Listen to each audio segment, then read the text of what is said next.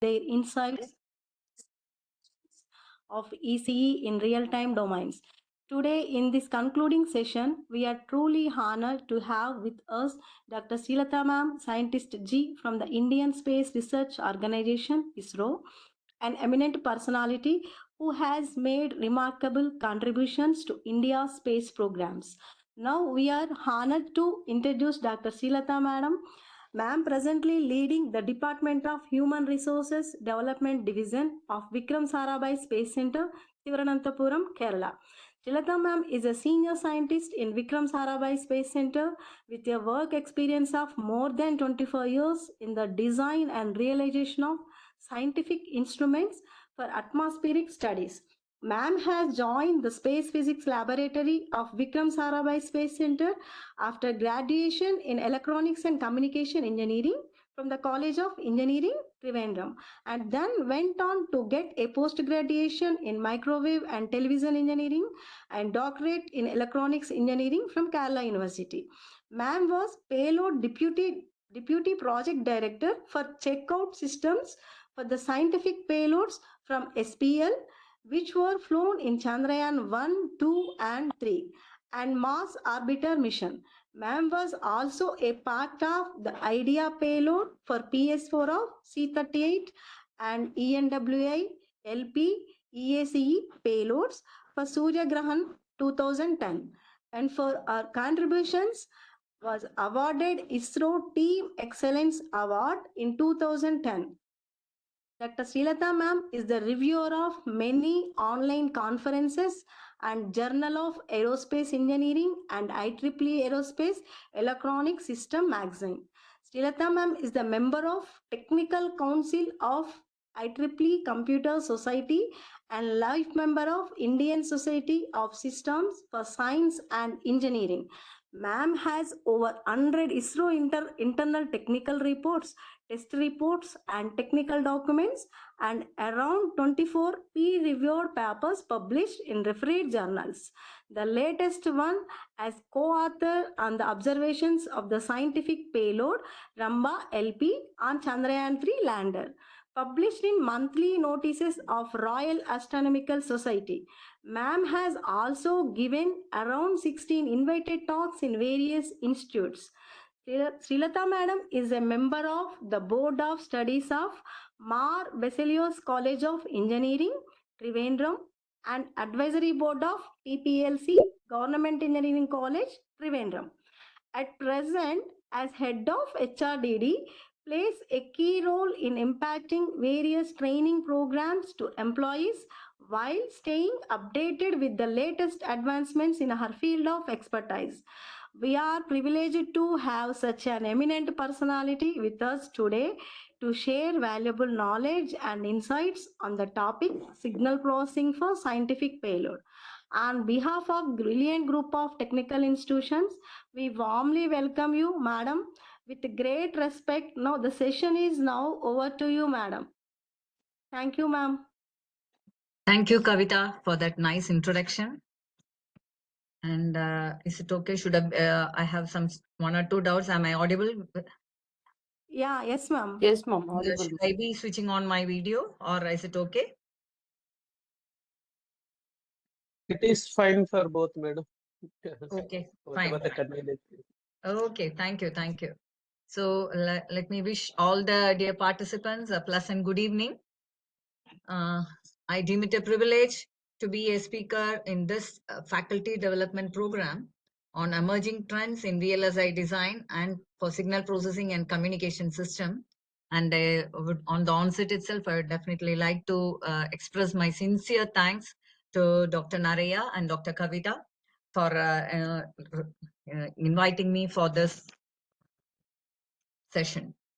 I know this has been a week-long program organized by the Department of EC, Brilliant Institute of Engineering and Technology, Rangareddy, Hyderabad, for this faculty development, and where all of you have been listening to the trends in signal processing techniques that are used and are all evolving in various domains, including missile, GNSS, medical, and solar arrays. So it is a very wide spread areas wherein I feel it is a very effective way of introducing the signal processing concepts that has been used in various domains. So my topic for today is somewhat different, and my topic is signal processing for scientific payloads, and where I would like to highlight the importance of signal processing techniques in space domain, and where there is a lot of scope for use of new techniques and advances, and definitely research in this area is something that can be looked forward to.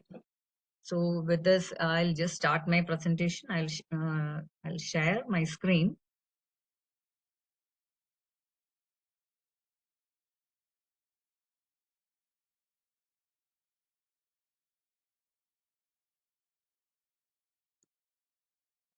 Is this visible? Yes, madam. And it is moving also, right? It is full screen only, is it? It is not in full screen. So go to this presentation mode, madam. Yeah, presentation mode only I've taken. No, 59% is there, no, madam. After that, second one is there, madam. Right side. Right. After that. 1 second. I'll do it again. Optimize for motion and video, no? That is Yes, madam. motion and video, right? Or text and images. Motion and video. Last one, madam. Yeah, that only I've taken. Share. Do processing. Share. Okay, in your screen, like in the PPT, the last after that, madam. No, it is not there. Play that, madam. It is not Is coming it now? full. It is not not coming in full mode, madam. It's not coming in full mode. Yeah. Let's see how it is.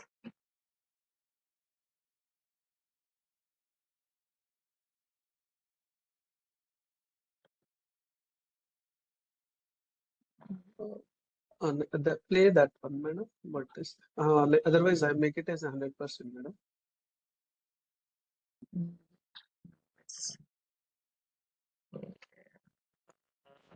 Here 100%.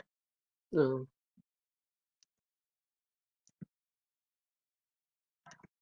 should get. No, madam. It is missing. It will not come. I'll just go here and slideshow. Slideshow. Yes, madam. From beginning, you can. Now is it coming? No, madam. No, still it's not there.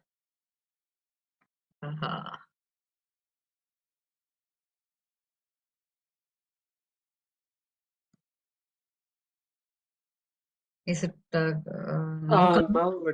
Now it is coming, but bottom slides are showing. Next slide Bottom as well. slides are coming. Okay. Bottom there is. It's not full screen still. Yes. Yes, madam. Is it full screen? No, madam.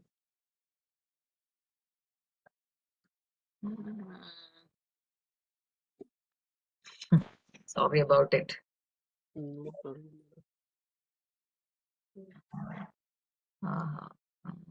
View. I'll go to view.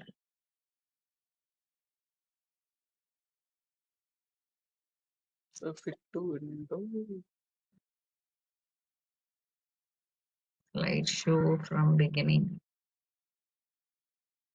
I am actually seeing it full screen here. But we are getting only fit to screen like that. Is there, madam? View. You can in view before tools. Fit to window. Fit to window will be only this much. Okay.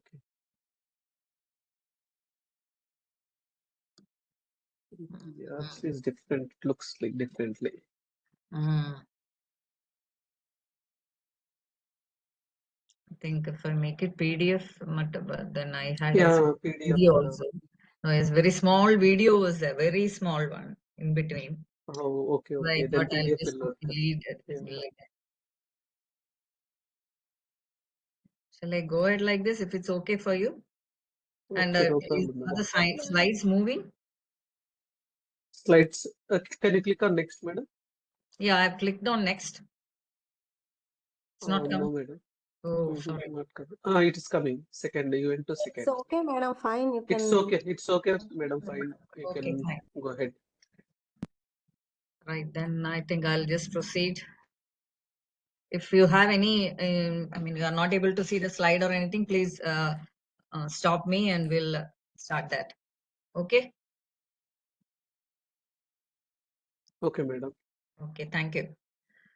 So, sorry about the inconvenience with this online thing. So again, so I'll just start with the signal processing for scientific payloads.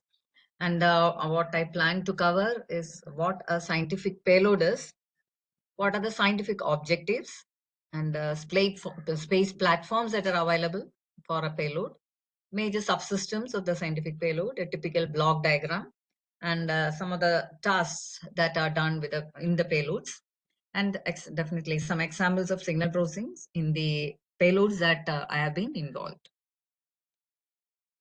So what exactly is a scientific payload? A scientific payload, it can be defined as a scientific instrument which is carried by a spacecraft or rocket to conduct experiments and gather data for. It is designed and developed to address the specific scientific problems related to the mission objectives and expand the scientific knowledge. Scientific payloads provide in situ measurement. In situ is a measurement that is done on site. In situ measurement of the physical parameters using sensor or probe. When we do some ground-based instruments, ground-based measurements, we get data through remote sensing. This is the payload or the probe will be going and sitting in the place where you want to measure. So that is the importance of that. And the raw signals that are collected by the sensor are then converted to usable scientific data using various signal processing techniques, which will be used for acquisition, storage, and analysis of the different levels of long-term or short-term data. So in short, what we can say is that a scientific payload is an experiment that is done done in space on board a space platform. How do we start with a scientific payload? So the scientific payload, the first step of the payload is the definition of the objectives of what needs to be understood in science or what research area needs to be addressed by that mission or by a payload which will be flying on that mission. So the scientific objectives generally try to cover one or other or different things of this, some of these areas, which will be some information on the atmosphere, where there are a lot of winds, a lot of atmospheric winds, a lot of plasma difference, and all the constituents, the electric and magnetic fields on the Earth's Earth's atmosphere, which definitely affect all our communication. The atmospheric composition that is valid in Earth as well as on the other planets, wherein we have minimal idea of what are the constituents that are there in the atmosphere. We will get to know the information on the planet's magnetosphere if the mission is for an outer planet, and on the planet's particles that are available, and many scientific research areas which need data to be collected from the site. These form the scientific objectives for defining a scientific payload first. And the most important thing, already I told, is the in situ measurement, which is the one that is big highlight, or which is the one that is the main attraction of having the scientific payload. That is, the payload will go and measure the details from the environment where it is sitting. So we have a lot of space platforms available for doing such experiments in space. Let's just have a look at the some of the various platforms that are available as of now. We have characterized as 5 sets of space platforms. The first one starts with low altitude balloons or we call it as tether zondes. Tether is a type of rope, as all you know. Tether is a rope. So these balloons are tied with a rope and they will be allowed to fly in the atmosphere with some payloads. And after some time in the atmosphere, the balloons burst, and the payload, certain payloads can be recovered and certain are lost. So these type of balloons can be used for scientific studies up to 1 kilometer, and the payload size can be maximum of around 3 kilograms. We have high altitude balloons, which goes up to 30 kilometer, which a payload mass of less than 45 kilograms. And moving up further, we have the sounding rockets, which go from 60 to 500 kilometers. And the size of the payload is dependent on the nose cone dimensions. I'll give details on all of this. And the fourth one that we would like to address is the orbiting module, or the POEM, which is coined as the PSLV orbiting experiment module, which goes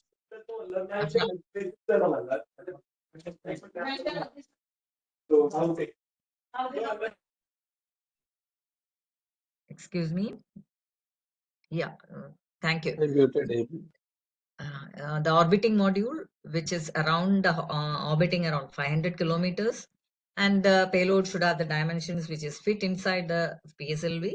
And we have all the satellites, the platform available as satellites, which is the final thing which can be used for space research.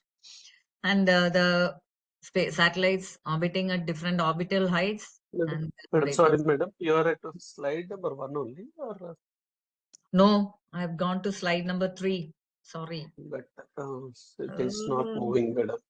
That's not moving, huh? Yes, madam. Oh, what can I do? Shall I just save this? 1 second. You give me some more time, a little bit. I'll just save it here, common PDF, and maybe. Only on that particular video you can play from. Yeah, that alone. Let me see. It's not.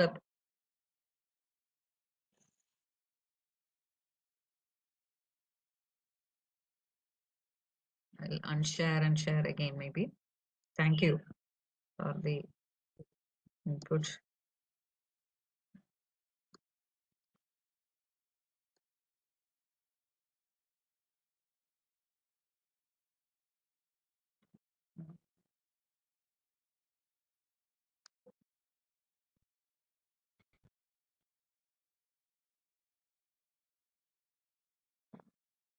Okay.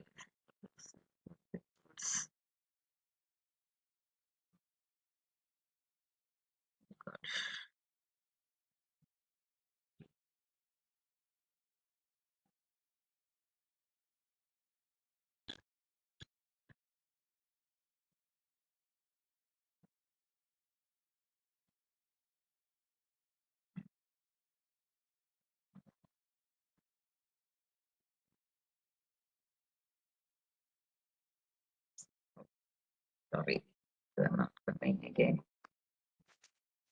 Ammo? Madam, otherwise, if you share with me, I'll share the screen and you can explain. That's also fine. I'll just send okay. it. You can share me. Yes. I'll share the screen. I'll just send it to you. Huh? Mail, madam? Yeah, through mail is okay? Okay, madam. WhatsApp or mail, it's fine.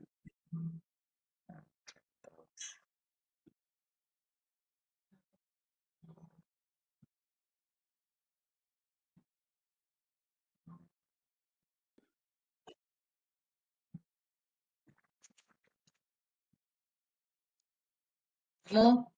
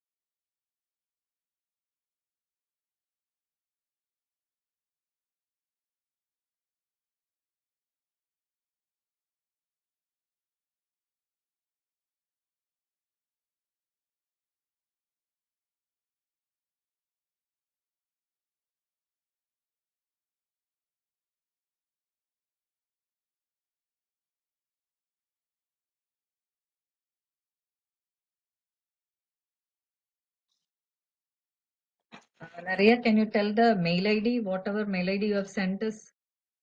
Madam, NARA dot HOD is 41. NARA dot 413, madam. NAR NARA dot 413, madam. 413 Yes, at at gmail.com. I think it should be there in your mail, madam. It is not coming, madam. I'm just sending. Yeah.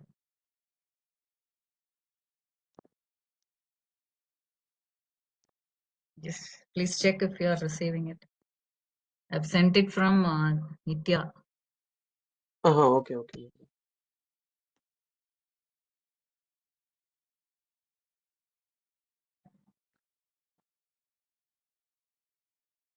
No, madam, not yet received.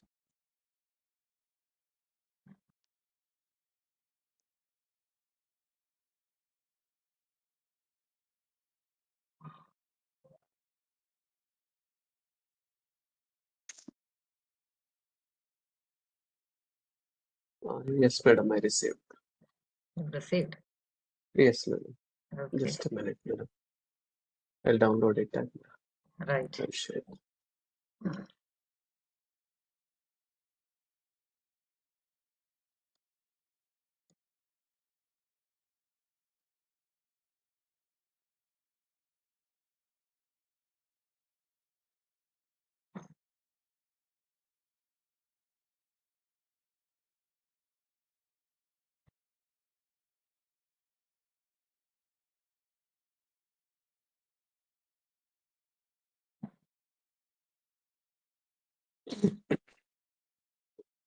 You can see, sorry, you can see the slides, right? 1 second, I will just. Madam, full Did model. stop sharing? No, you'll stop sharing. Share as soon as you start sharing. Yeah, you can. Yeah. Mine you is not shared. Yours is not sharing, madam. So you Fine. can, by seeing this, you can explain, madam. Right. Now you are seeing it full screen. Right. Yes. I'll go to second one or third one. Yeah, I can move it from here, no? Okay. I need to give access to you, madam. Otherwise, you tell, madam. Next slide, I will go. Otherwise, you Okay. can ask control, madam. I'll give the control. From your end, you can ask. Yeah, that will be easy, no? Yeah.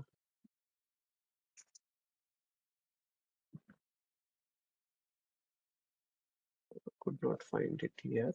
No problem. Then I think we'll go like this. Yeah. Well, You can go to next slide.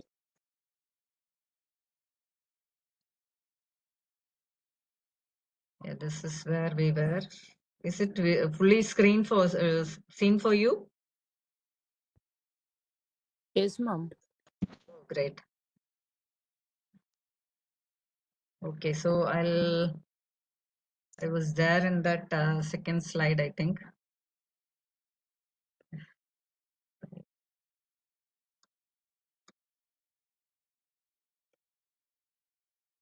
Outline of presentation, madam. Yeah, outline. Should I repeat that outline I had covered? So we will go to the next slide, madam. Next. So what is scientific? Scientific objectives was okay. No, I was actually there in the space platforms available. Okay, madam. So move to the space. Yeah. It is fine, madam. Yeah, it is fine for me. Yes, absolutely okay.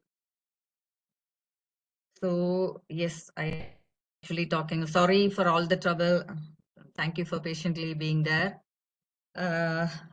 So just as I was pointing out, we have with ISRO over here in India, we have 5 sets of space platforms that are available for conducting scientific experiments on the space or developing scientific payloads. So moving on, the next slide, we'll have the next. I was mentioning about 5 platforms. I'll just give brief on each of the 5. The first one is the low altitude balloons or the tether sound is. As you can see, it is a special type of balloon, a special that is normally flown with scientific instruments which will be tethered, or these are having payloads or sensors for in situ measurement of wind, temperature, humidity, and recently for ozone studies also. These are all part of the meteorological data, and the payload is powered by a battery, and everything will be like together and tied onto the this balloon, and all the payload parameters, the payload measures or the sensors measure the temperature, humidity, and ozone and wind with the sensors while it is flying from the ground towards less than 1 kilometer, and then does all the signal processing or combines all the data together into a digital format. All the analog data will be put into a digital thing, then it will be transmitted through UHF to the ground station. That is, there is also an RF transmitter on board, which is transmitting the data, and which will be received in a ground station, wherein again the reverse signal processing will happen, so that the scientific data measurements of temperature and humidity can be understood. Next slide, please. The next platform, next slide. Next one. Thank you. So the next platform, I would like to bring out is called the high altitude balloons, which we have in India from the Tata Institute of Fundamental Research, Hyderabad, TA for Hyderabad. There, only this type of balloons we have. These are called high altitude balloons, which are very huge in size, and they are used mainly for the stratospheric studies, that is up to 30 kilometers. Hello? Hello, Yes. Narayan. Naria, go back, please. Yeah, okay. Okay. It's not sounding rockets where I'm not reached. Okay, from here only. Okay. This is actually providing a less costly platform to try out experiments, which is in a harsh environment. And if you're very keenly observing, you can see there are two big lines or strands that are coming out from the balloon, which will actually be tying these balloons and keep trying to be kept them in the atmosphere at around that much 30 to 35 kilometer height. And in this platform, we can have scientific experiments for cosmic ray, X-ray, gamma ray, astronomy, astrobiology, and atmospheric sciences like pollution studies and all this.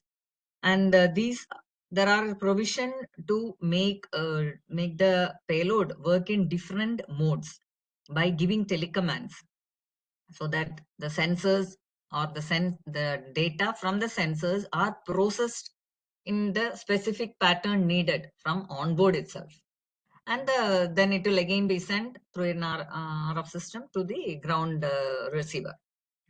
The payload in these platforms are very much recoverable, because the balloons will be brought back down and they are all very much recoverable. This is the second platform which I would just be briefing, and the third one is called the sounding rocket. Next slide. The sounding rockets, which are also called the research rockets, they are basically instrument carrying rocket designed to take measurements and perform scientific experiments during its suborbital flight. So this has been there world over in 4-5 countries we have, and in India specifically we have, because our ISRO space program started with the launch of sounding rockets, and Thiruvananthapuram was identified as the best place for launching sounding rockets for atmospheric studies. And the rockets that has been used in ISRO is called the Rohini series. RH series or Rohini sounding rocket series is the one that is developed by ISRO for its meteorological and ionospheric or further atmospheric studies. These sounding rockets, they are capable of carrying payloads of 2 to 100 kilograms, and they can go from altitudes from up 100 to 500 kilometers. Unlike the other initial two platforms, wherein you get around, for the first one, you'll get around 1 to 1.5 hours maximum of data, but these are all lower atmosphere. And for the next one, you'll get for still further hours, 8 to 10.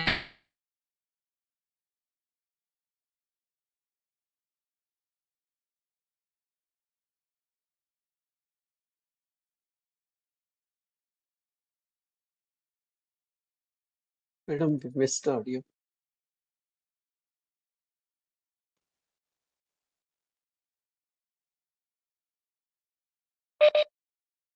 Audio is not coming. Audio is not coming from your end, madam.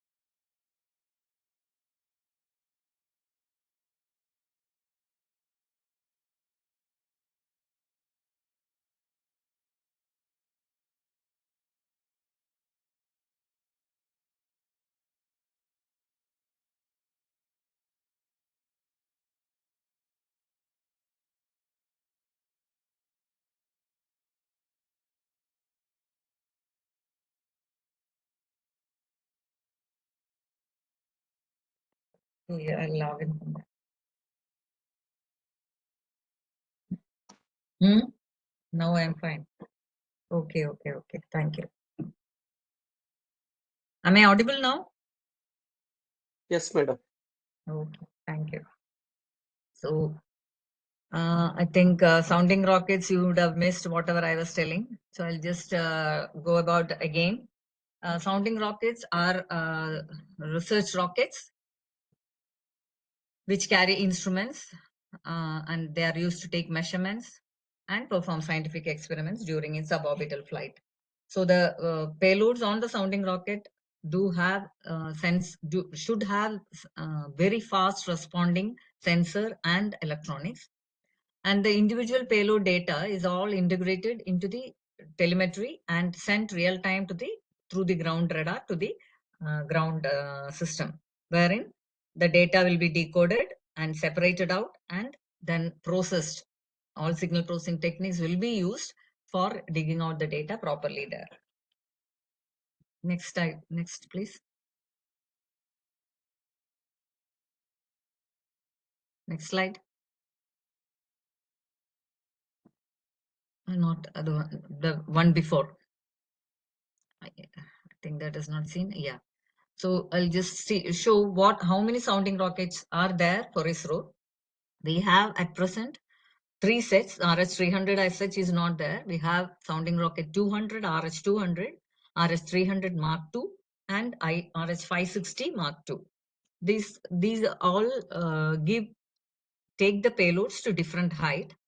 And as you can see, the fourth line is the payload weight.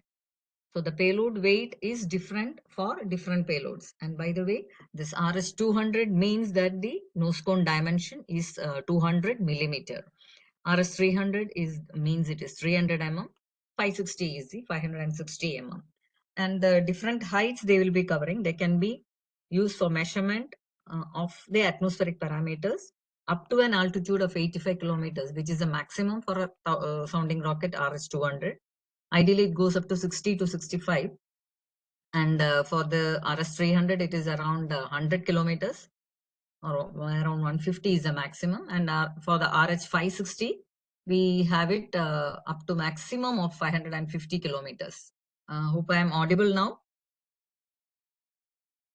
Yes, madam. Yes. Okay, fine. Actually, I was seeing some blurring in the screen in my side. So I thought there is some issue there with the network also, maybe. From here it is fine, madam, for Fine. all. Okay. Okay, fine. Thank you. So moving on, all these payloads, all these rocket perform studies in different layers of the atmosphere. For the RS200, it is for the meteorological studies. and RS300 and 560, which is for the middle atmosphere and ionospheric studies. So moving on, next slide, please. We have some examples of the payloads that are normally flown in these sounding rockets. So for the RS200, which is for meteorological studies, we have the payload which is called SHAF, or these are very fine metallic particles. Next slide only. Yes, thank you. These are very fine metallic particles which gets floated when during launch, and this will be tracked by the ground radar. So there is no, as such, there is no payload there in that 100, but in the ground, whatever data we are getting is the reflection from the shaft particles, and these are all processed separately. This definitely they have, there is a radar receiver there with an antenna. So all the radar signal processing techniques are used in the understanding of the wind parameter by the movement of the shaft payload. Next slide only. I think it's not going back. Please back. No. No. Spacecraft. No. Before that. Okay. Yes. Here. Yeah. And moving on to the next two sounding rockets which we have, which is RS300 and RH560, which use definitely they have various scientific probes are flown, which the data of which is used for ionospheric and atmospheric studies. And the probes that are normally used are the Langmuir probe, an electric field probe, a temperature probe, electron density and neutral wind probe, which is a innovative probe that has been done from the Space Physics Lab of VSSC. The mass spectrometer, it's not specifically a probe, it's a mass spectrometer payloads, and trimethyl aluminum, traces of which are used for, again, wind studies up the upper atmosphere.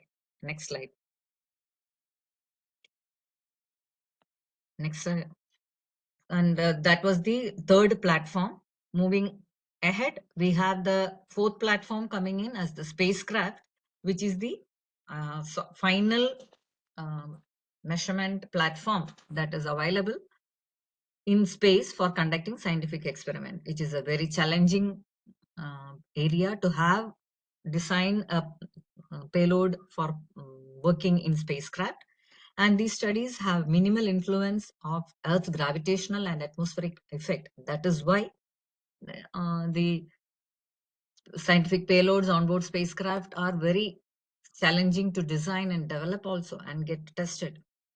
The spacecraft also offers a very good advantage of giving a global coverage of the phenomena. It again covers a long-term data, which definitely help to characterize the different variability, spatial and temporal variability of the various atmospheric parameters. Next slide, please. In this spacecraft, we have already launch vehicle and satellite, which are definitely two different platforms, because launch vehicle, we have the PSLV, GSLV, all the satellite launch vehicles, and the satellites are all there for continuously orbiting around the Earth. So in both of these platforms, if we want to plan for a payload or a scientific payload, the main constraint that we have, or the design parameters that we should be taking care, is like we have to see that the mechanical footprint of the payload is within the satellite or within launch vehicle dimensions. The payload should be highly reliable and rugged. The reliability is definitely needed because it is once it is gone out of hand or out of our environment, it should be working on its own, and it should be totally, the data should be totally reliable. And for that, we need to do a number of tests and qualify them. It should be rugged enough to withstand all the various environmental conditions. Should have a very low power consumption, as already the power is taken through solar panels or the batteries only. and it should have low heat generation, outgassing, and electromagnetic interference with the other payloads, so that the data from this is very correct. And all these should the payloads are to be working in the stringent environmental condition of space, which highlights vacuum, zero gravity, large and rapid temperature variations, and electromagnetic radiation. All this should not be affecting the scientific payload which are on board these satellites. And apart from all this, there should be autonomous operation. We may have provision to command them to operate in different modes, but even if that doesn't work, they should be able to operate continuously in autonomous mode. Next slide, please.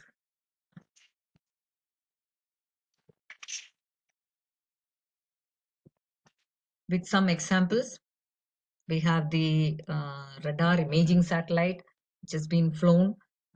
These are all Indian payloads, Indian satellite payloads or scientific payloads on that on various satellites. The synthetic aperture radar one. For the communication, we have been using the GSAT, or the geostationary satellite, which has all the telemetry and telecommanding modules. For the navigation, we have the navigation Indian constellation, which is the Indian bit of GPS. And for astronomy, we have the AstroSat, which has the various telescopes and UV X-ray study sensors on board this payload, on board the satellite. Next slide. Some more examples which include other studies which goes for the planetary science, for which ISRO has flown for Mars, the Mangalyaan, which had 5 scientific payloads, including one called the MENCA or mass spectrometer, which is shown below in this. The MENCA is the mass spectrometer. This is a payload in which I've been fortunate to have been a part of that. And in the Chandrayaan 2 orbiter, where there was 10 payloads, which had an imager, which gave the best image so far for the Chandrayaan. And the Chase 2, there was a mass spectrometer again. And the Chandrayaan 3 lander, which had 3 main payloads, including Ramba LP, a Langmuir probe, a chaste for the probe mounted with the temperature sensors, which this we can see here, and the lunar seismic measurement ILSA payload. This is a photograph that has been captured by the orbiter and sent to us. And this is the final. There was a camera also on the, not the orbiter, there was a camera in that rover. That camera captured these pictures and it has been sent. So these are all part of scientific payloads, or all of this have some scientific purpose built in before, for which they have been designed and for which they are all they used to meet the scientific objectives. Next slide, please. So let's now see what are the major subsystems that make up a scientific payload. So a scientific payload much different from a normal signal processing system or normal electronic system or normal instrument which is done in lab. The major difference is that we have an onboard system and the ground checkout system. Both are working as independent units, but both need to work together to get a proper scientific output. So we have the onboard system, which will be the one that will be flying in space. So that onboard system should have the sensor. The sensor will only be doing that in situ measurement. So the onboard system has the first sensor it will be having, followed by the front-end electronics, which will be normally an analog front-end or AFE, followed by a processing electronics and a spacecraft interface and control electronics, which is the one that will come up when we go for satellite and other platforms. And the storage system will be there if needed for the satellite type of applications. Otherwise, for sounding rockets and all, there will not, because the whole sounding rocket itself falls to the ground within that few span of time. So there is no storage. All data is live transmitted, directly transmitted to the ground. And there can be onboard software for controlling the performance of the onboard system. These are all needed for the specific satellite missions when the payloads will be in orbit for a very long duration. And the power supply also need to be telecommandable so that it can be switched on and off, or when there are heavy power constraint, then maybe our payload need to be like switched off.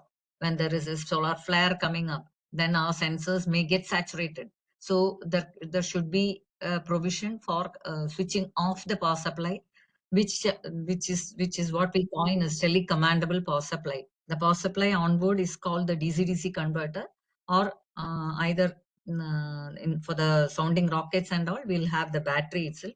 DC-DC is not needed, but while going for the satellites and launch vehicles, orbiter platforms, we'll need a DC-DC converter only.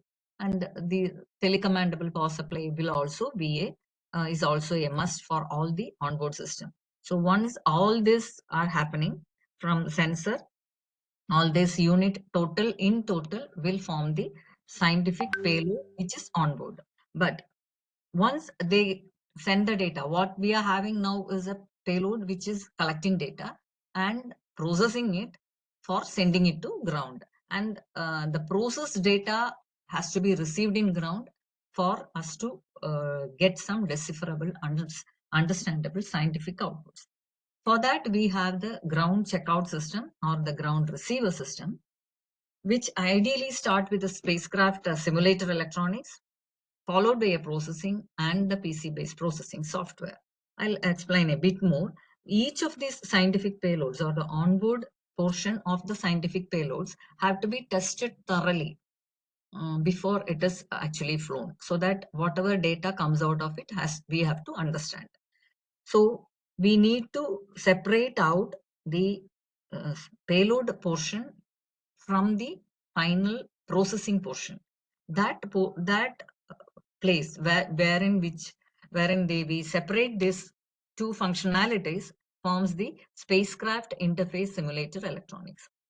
So interface and control electronics will be part of the spacecraft, which will be controlling different payloads and other operations of the spacecraft also. So what is the interface there? That exactly need to be duplicated or to the ground system so that these interface are properly tested. I'll explain while we are discussing more detail onto a specific while giving the examples. And after the processing, after the space interface data comes out, we'll again have the processing electronics, which will do all the signal processing and take it to the computers, wherein you have the archived data and later on for the processed, which can be processed to evolve scientific outcomes. And while the whole thing goes in orbit, the checkout software or checkout system will serve the purpose of totally qualifying or understanding where there is a flaw, how the systems will work in any environment. Once the whole onboard goes to the mission, we have only the entire receiver will be there to receive the data. The entire receiver unit with the satellite, the telescope with the antenna and systems will be there to receive the data from the satellite, and then it will be processed, separated, and the scientific software, which is almost equivalent of the PC-based checkout processing software, will be there to make use of finally deciphering the data. Arya, next slide, please. Just a bit more onto the details of the payloads. So we will have a typical block diagram of what can be thought of in the scientific payload on board, which is definitely, it starts with the sensor and the front end, which will ideally be an analog front end, which will convert the whole thing to the digital format. And there can be a DSP or a PGA or microcontroller, or simply an digitized data can be taken out. So this portion will do all the processing that is needed for further ground relay, and the processed data will be going into the onboard memory, and from that memory it will be read out as part of telemetry or group transmission through telemetry through the main satellite, which will it will be downlinked to Earth. So this will happen. This downlinking will happen only during visibility time. So for all the other times, the sensor, if the sensor is switched on, it will be collecting data, and all the storage only, the data will be collected in the storage and will be kept. Once this is the visibility comes through telemetry, or there are other data handling systems through that portion, the entire data will be downlinked to the Earth. And at the Earth or Earth station, we'll have the antenna as the starting, wherein the downlinked frequency data will be received by the antenna and passed through the low noise amplifiers. Sorry, there is a mistake. It is LNEs, the low noise amplifier, which will be definitely followed to separate out the intermediate, the data, which will actually be the one that will be having our data that has been collected by the sensor, or the processed data from here will be taken out of this RF block when that IF comes out, and which will again have the digital or DAC with the ADC, with again processed through the reverse mode through the DSPs, and the whatever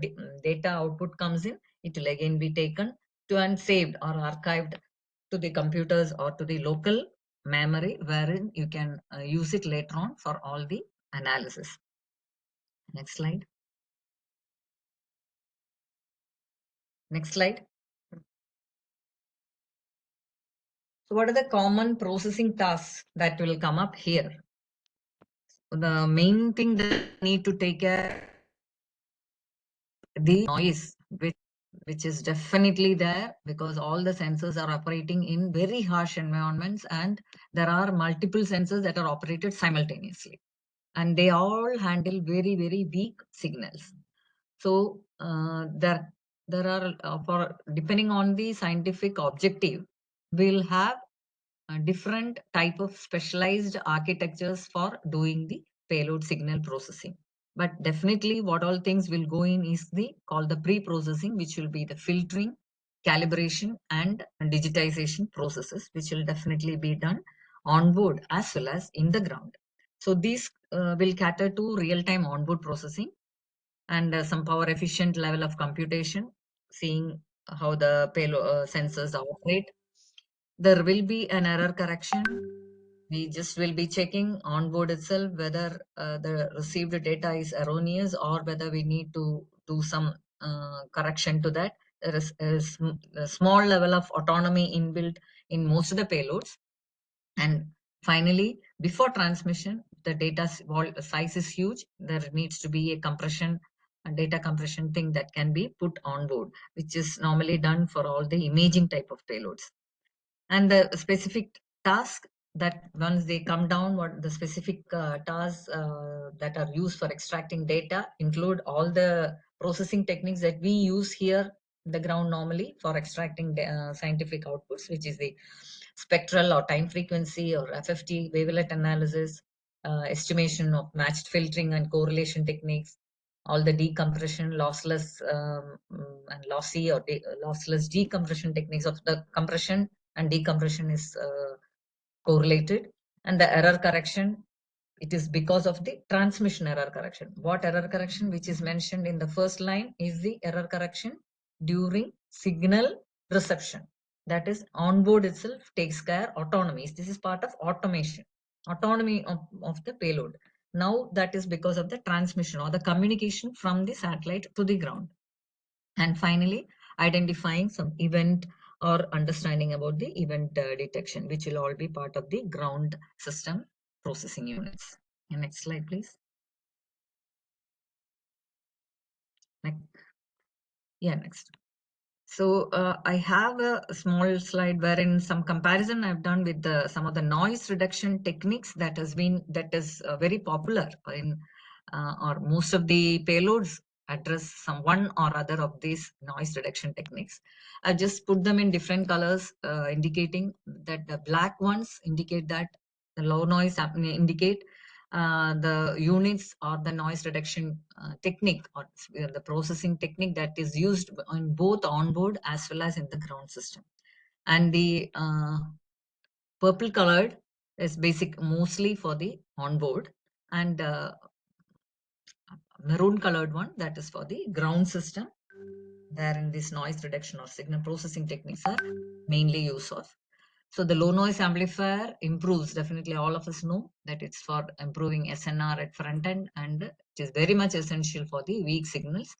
And it's for the onboard thing, you will need all the radiation hardened designs, which is there for every payload. All the components will be like space qualified or along those lines only.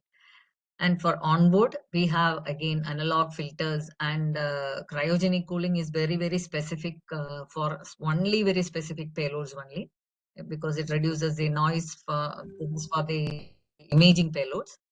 Analog filters we have used in for reduction of noise bands. So because they have the fixed characteristics, they will just have that analog characteristics and give the signals. And when the data is received in the ground, we have different types of filtering techniques for spectral analysis and the imaging payload spectroscopy. All these are used, very different signal processing techniques that are used because of the poor reception of the signals, to improve the SNR and to get better statistical data of the signals that are coming in from the receiver. Next slide, please. We have some more things coming again, like the FIR, IIR digital filters, which are used both on board as well as in the ground. For the telemetry and communication signals, these filters are definitely there. And in the ground also, we'll need to limit all our variable noise. Adaptive filters are ideally used in onboard only. And we have in the ground, we'll have notch filters, denoising filters, and other match filter techniques to remove all this nearby noises and RF interference, and the wavelet base affecting the improving of the performance in some or other of these techniques are normally used. Next slide, please.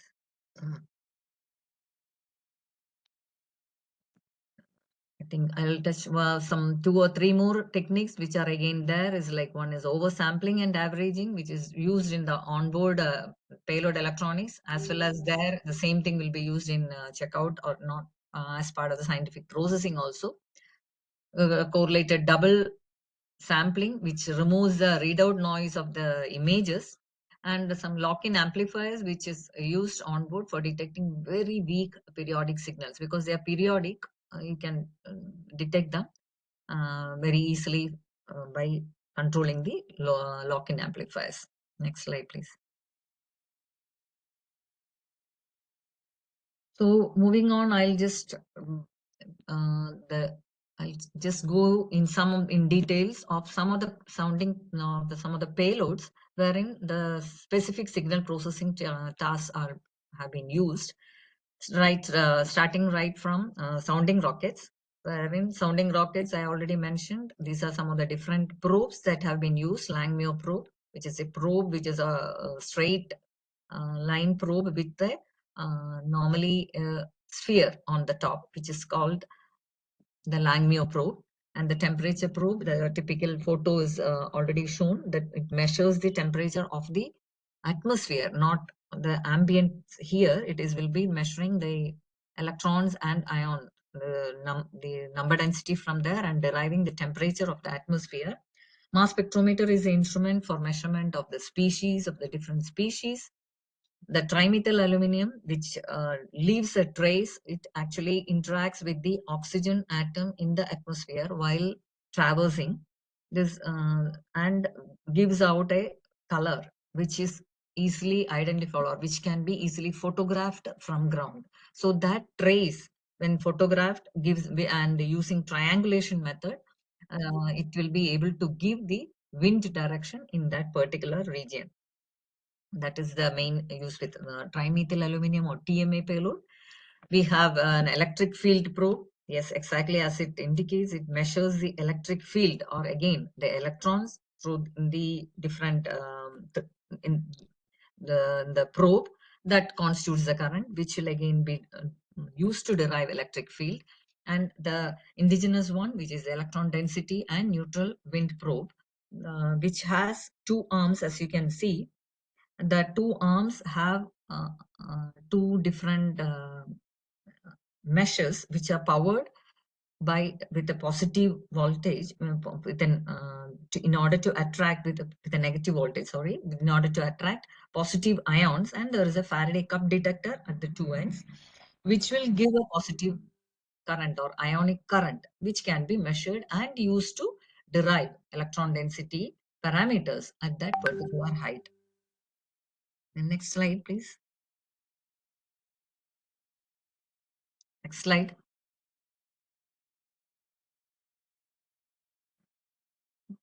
So in order to where we place the payloads in a sounding rocket, I just taken out a picture which shows the different areas of the sounding rocket. We have the fins, which helps them to be stable in the path.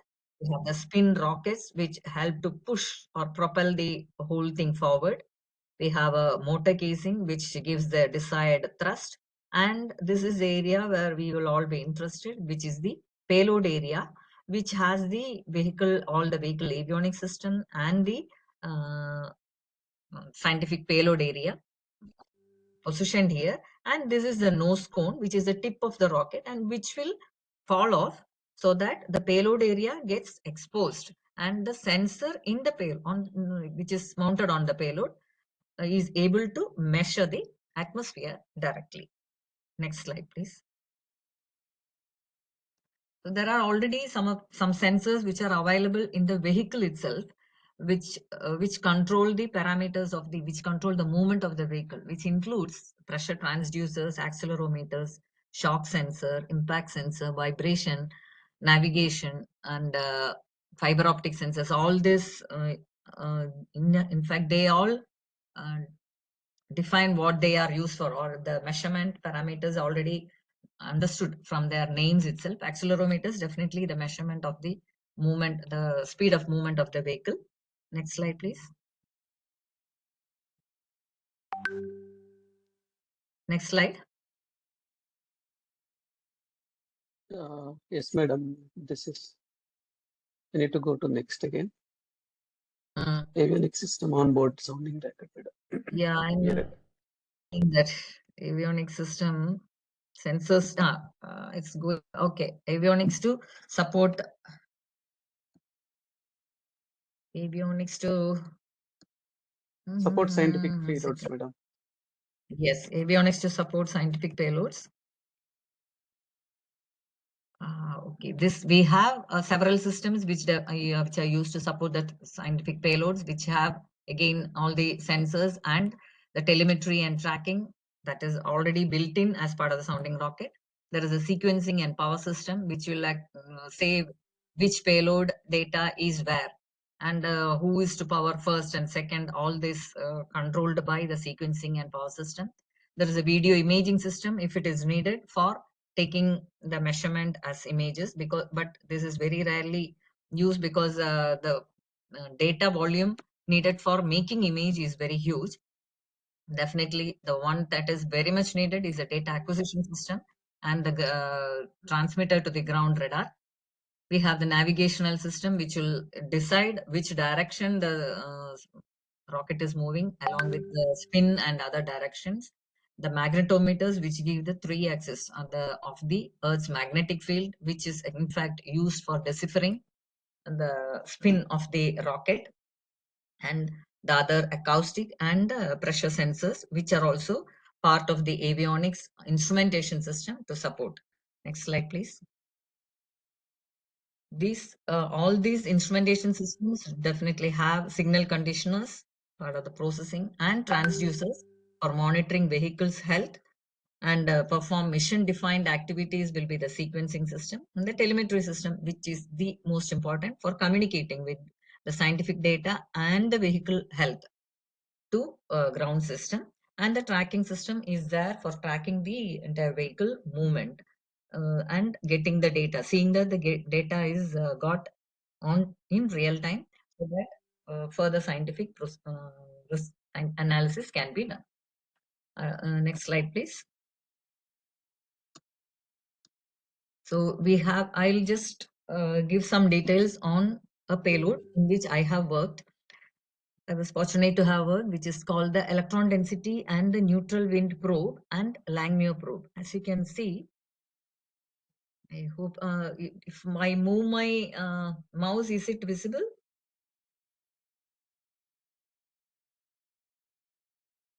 If I move my mouse, is it moving there?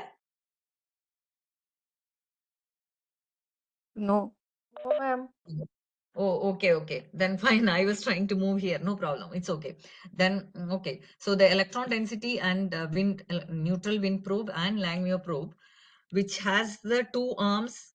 As you see, there are two arms. That is called the NV. I just explained how it was working, which has two sensors, simple sensors and a Faraday cup detector. I think the sharing stopped. The sharing, I'm not able to see the sharing.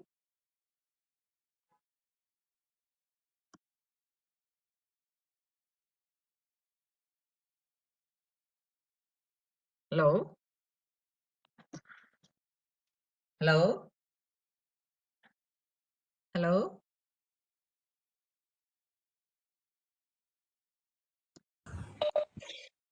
Hello? I think we lost. Hello? Yes, ma'am. May Your voice is audible, ma'am, but no sharing. yeah, sharing. I think it is done Yes, by ma'am. Are you sharing or Naraya sir is sharing, ma'am? Naraya is Naraya sir is sharing. Naraya only sharing. Hello, Naraya sir. Are you there? Sir Maybe is he not got there, ma'am. he lost the net, ma'am. No, Oh, I, think I am charging. just trying to share now. Is it visible now? Yes, ma'am. yeah, Yes, yes, ma'am. ma'am. Yes, ma'am. But I think it is not full screen, isn't it? No problem, ma'am. Yeah, No. no problem, ma'am. You can No continue. problem, ma'am. Continue. Okay, and is it moving? Yes, Yes, ma'am. ma'am. Yes, ma'am. Yes, Okay. yes. Right. So then the NV and the NV probe is the one that is there horizontal, and the Langmuir probe is the one that is on top. And we have a single electronics box which does all the signal processing. So because this is a simple scientific the payload for a sounding rocket payloads have the advantage that we can use our regular normal components which are used in our laboratory itself for making the payloads. Only thing, we need to do some long hour of continuous 4 days, 5 days level of testing to see that there is no performance degradation.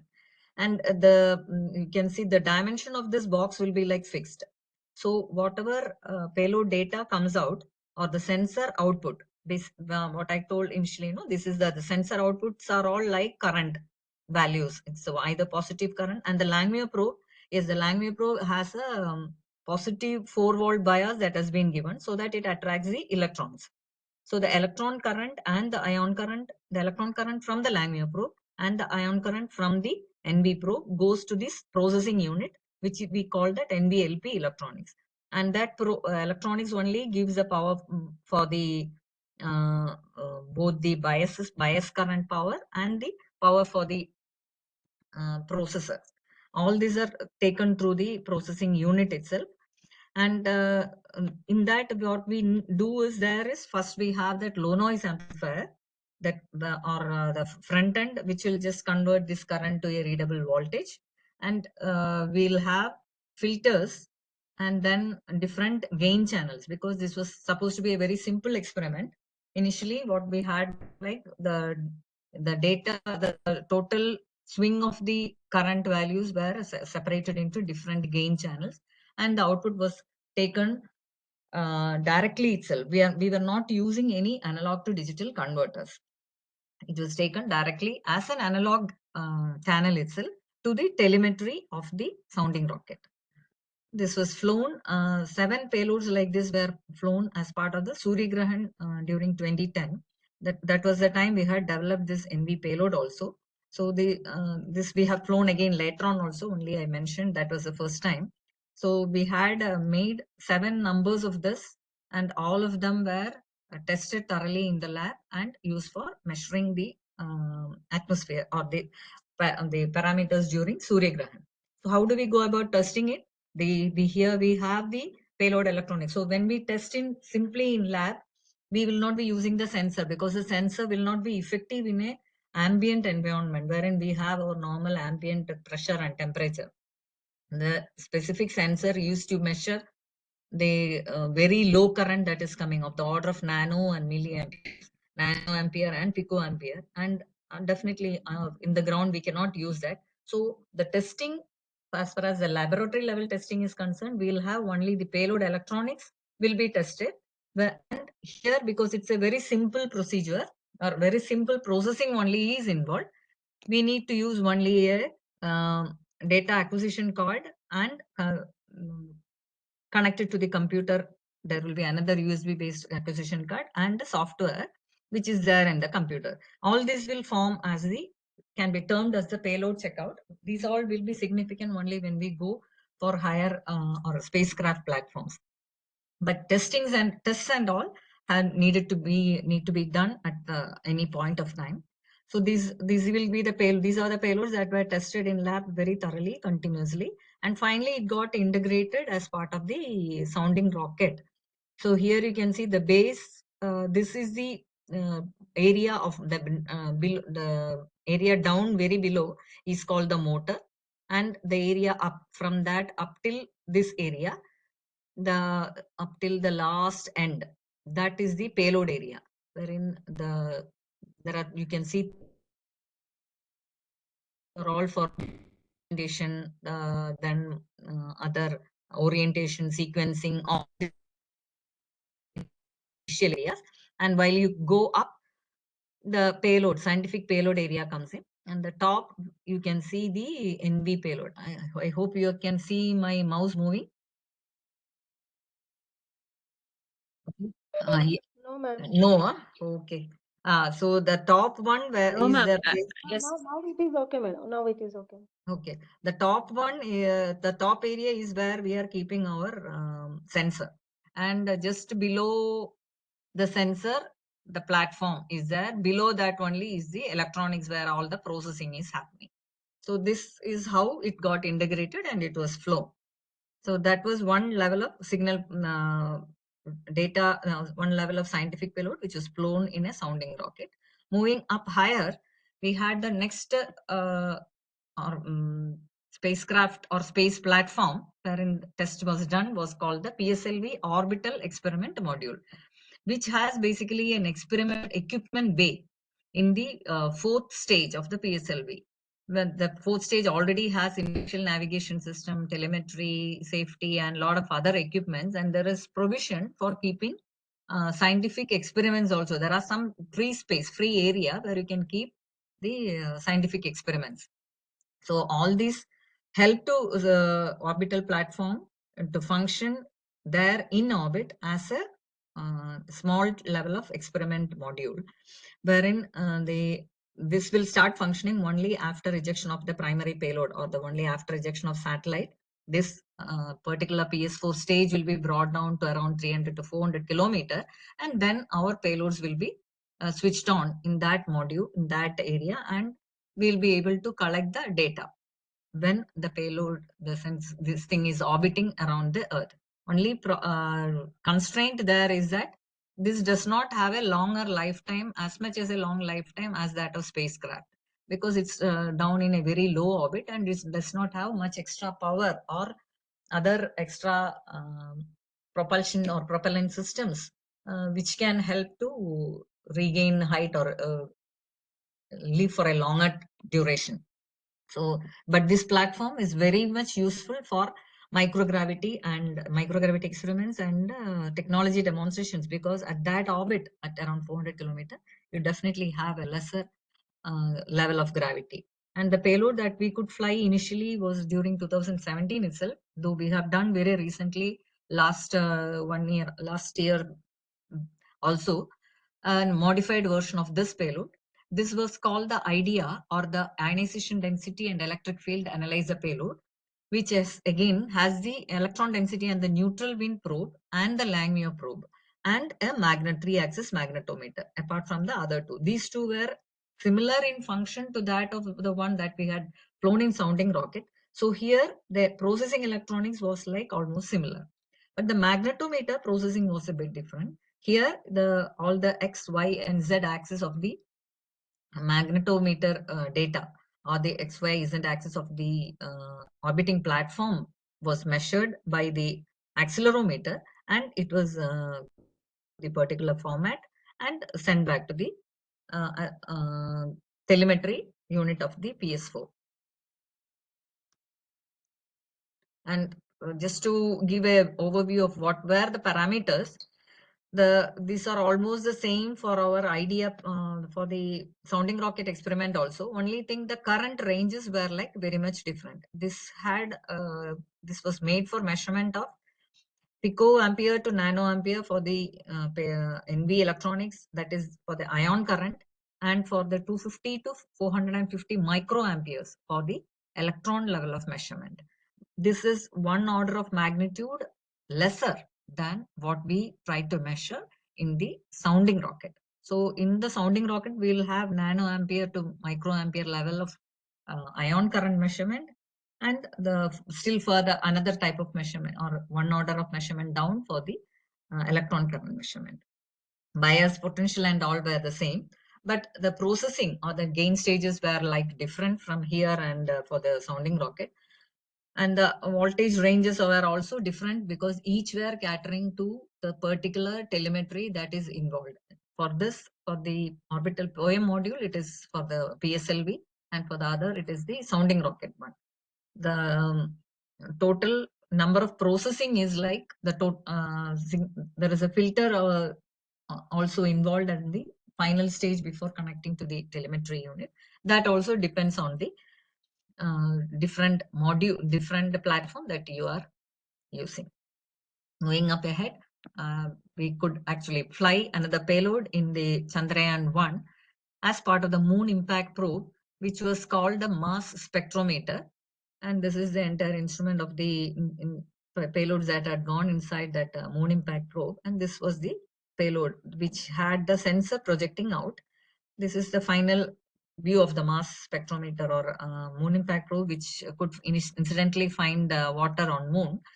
I was lucky to be a part of that. And just to give a functional schematic of what all working was there, I'll touch upon how a mass spectrometer works very soon. The scientific payload has the interfaces to the spacecraft with the data, telemetry and telecommand. And there are the ground data. There will be commands that will be coming from the onboard telemetry and telecommand link, also onboard satellite also.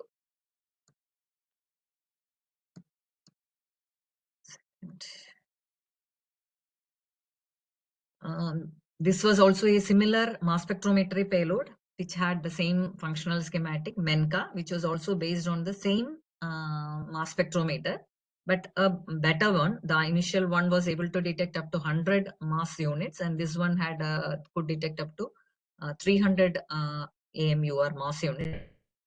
I think this is the one which is not visible. I actually having a small video here, which I thought will explain the working of a mass spectrometer, or what all the processing techniques that are going here. I think you will not be viewing. I think this is not visible. No, there is no video coming in there, isn't it? Okay, so the mass spectrometer basically has 4 rods which are powered by different voltages. Like one is U plus V cos omega t, and the other is the negative of that. And there is a signal conditioning that is involved, which will take the ions that come in will be converted to current with the signal conditioning and processing unit. And on board itself, it will be converted to digitized, and the output data will be sent to the processing the second round of processing unit. So the final output that comes onto the computer is of this type, which is basically a hex set of data. And this needs to be, this is the one that goes on board, or that comes, this is actually basically an instrument which can be used in lab. So we try to make it flight worthy by separating out the onboard portion and the ground portion. So the onboard portion used to give will be giving the data output in this hexagonal format, and the ground system will be using all the processing technique first to take out all this hexagonal data and then process it and understand and decipher the scientific output from that, or first the engineering level of output will be brought out and then the scientific output. So you can see this all communicates through RS-232, and there are some definite formats. And the onboard error correction involves like the specific format. There is a file number that goes in as part of the format. So if the file number is missing, or if there is an error in the file number, and there is a checksum, there is a parameter called checksum, which is being calculated as the sum of all the bytes that are going in a packet. And these are part of packet communication. I think you may be aware also. So the checksum, if the checksum is having a mismatch, then the onboard error processing unit will again command the probe to collect the same data again, or send the same data again, and it will be processed. Some 3 times the data processing will happen, and different levels of such error coding or error correction was used in this payload. So while the data is received on the ground also, we'll be seeing all this where there is any miscommunication. If the data packet error is there, then we already had 2 sets of data being transmitted as main and redundant. So the redundant data was made use of, and during if the main data is having error in a particular packet, the redundant data was made use of. So that itself, there is a level of processing that was like involved, and this needed out into different types of data to dig out the different parameters that were coming as part of the working of the mass spectrometer. So you can see that on the right side, there is all the temperatures, sensor temperature, current, and the filament parameters. And on the left side below, you can see the values that are actually measured. That is, these indicate that at that particular point, you have 1e minus 7 number of molecules, or number of 1e minus 7 will be the current, or around less than 0.110 microampere current is what you're seeing at that particular time by that particular atmospheric constituent. So these are all mapped, and all this involves a huge level of signal processing, but these are all very basic signal processing techniques. But this involves all these need to be like incorporated. And just to show that onboard also, whatever I told initially, onboard also we have the processing section and comparing section, and then whether if things are not okay, it will be sending the codes again. The entire thing was stored in the FPGA of the mass spectrometer on board, and right from starting from the powering up and sending the initialization, all these were built in the whole mass spectrometer unit itself. And for the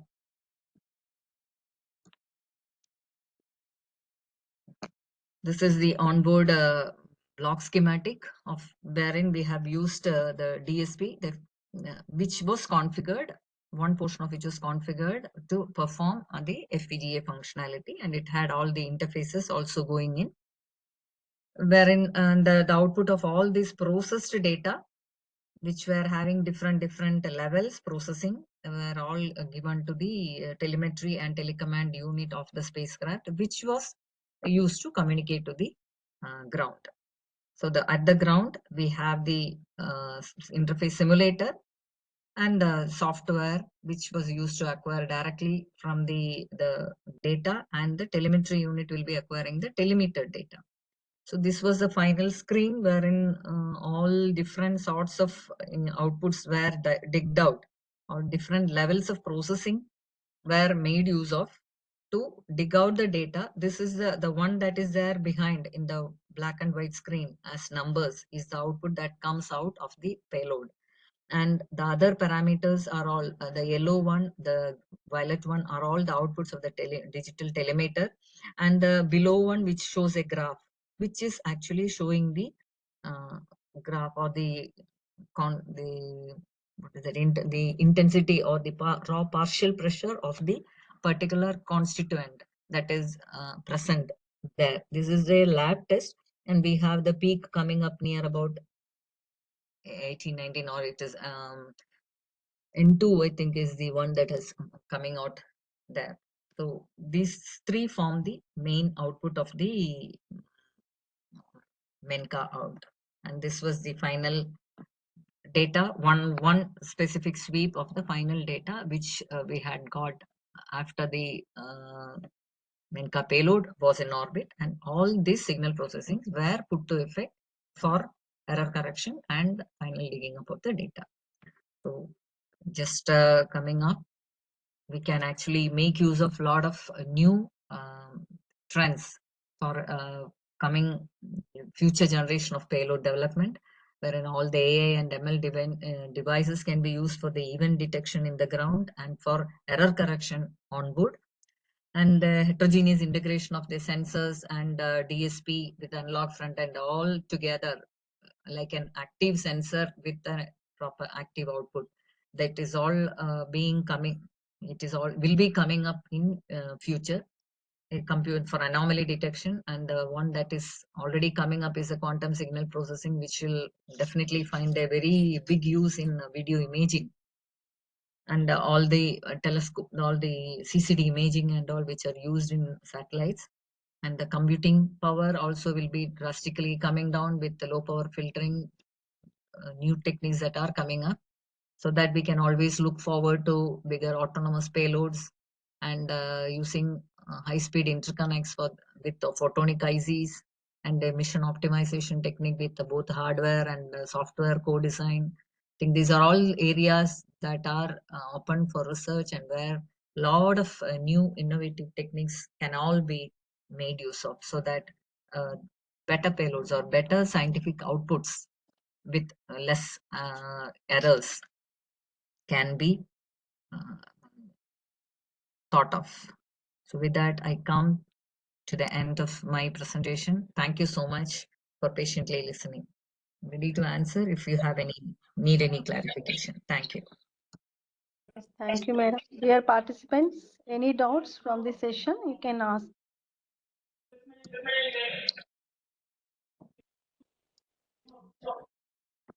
If you have any doubts regarding the payload, anything, you can ask.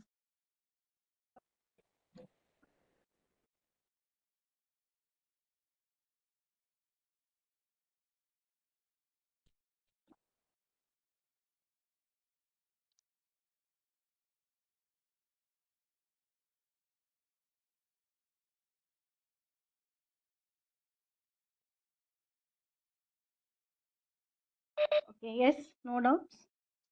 Okay, shall I conclude the session? Okay, thank you, ma'am, for this very useful and interesting session. You clearly explained what a scientific payload is and why it is important in space research. And also, it described the major subsystems of a payload and how they are put together. And madam, you specified different noise reduction techniques. The way you explained signal processing tasks made the technical parts easy to understand. The real examples you showed us how these concepts are used in actual space mission, which was very motivating, ma'am. Okay, from this session, one point very clear, madam. ECE is not just an academic discipline, but a driving force beyond advanced communication systems, navigation, and space exploration. You specified how the DSP control systems and VLSA subjects are useful in this space mission, like Chandrayaan 1, 2, and 3. Okay, ma'am. On behalf of all participants, I sincerely thank you, madam, for giving your time and sharing your knowledge with us. Okay, once again, thank you, ma'am.